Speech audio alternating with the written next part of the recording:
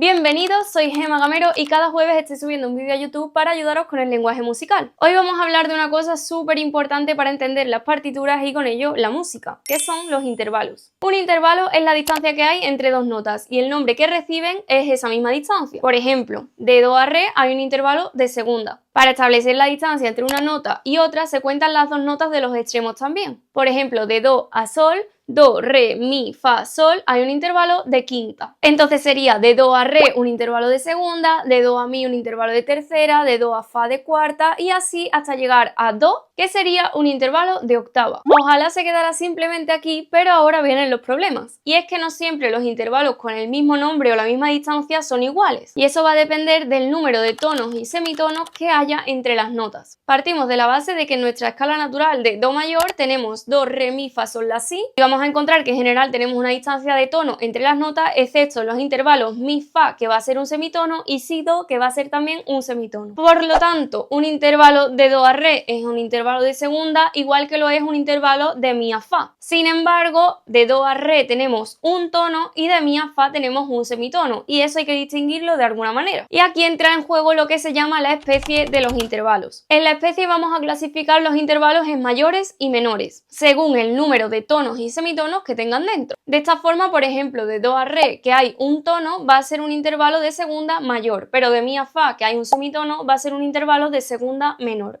En el caso de la tercera va a ser casi igual, solo que aquí tenemos dos tonos o un tono y semitono. Por ejemplo, de do a mi tenemos una tercera mayor, porque de do a re hay un tono y de re a mi hay un tono. Pues si tenemos dos tonos formamos una tercera mayor. Sin embargo, de re a fa también tenemos un intervalo de tercera, pero en este caso tenemos re, mi un tono, mi, fa un semitono. Pues si nos encontramos un tono y un semitono, este va a ser un intervalo de tercera menor. Esto lo vamos a hacer con la segunda, tercera, sextas y séptimas. Las sextas y las séptimas, si tenemos dos semitonos dentro del intervalo, van a ser menores y si tenemos uno, van a ser mayores. Las cuartas, quintas y octavas no vamos a hablar de intervalos mayores y menores, sino justos, aumentados o disminuidos. En el caso de las cuartas justas nos encontramos dos tonos y un semitono y en el de las quintas justas tres tonos y un semitono. Y en el caso de las octavas justas nos encontramos 5 tonos y 2 semitonos. Si este número de semitonos aumenta de manera que encontremos que la distancia entre las notas disminuya, vamos a hablar de cuartas, quintas y octavas disminuidas.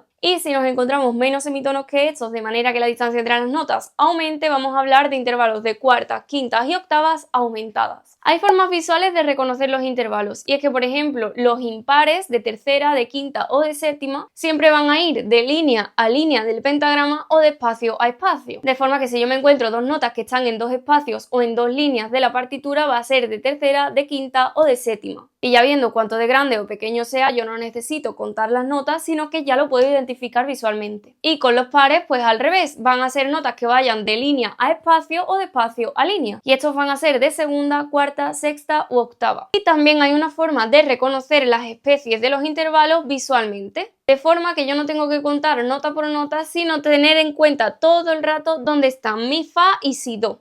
Y si mi intervalo coge alguna de esas dos distancias, pues tengo que estar pendiente de si coge una, las dos o ninguna y así sabré la especie de los intervalos, sin necesidad de estar nota por nota contando tonos y semitonos. Y yo creo que esto es lo básico de los intervalos. Hay forma de complicar las cosas si aparecen alteraciones, pero como todavía no hemos hablado de ellas, eso ya se queda en otro vídeo. Así que dos cosas, si necesitáis ejercicios para practicar, pedídmelos y os los pongo en el vídeo siguiente y si os ha gustado, hacedmelo saber y nos vemos el jueves que viene. Un besito.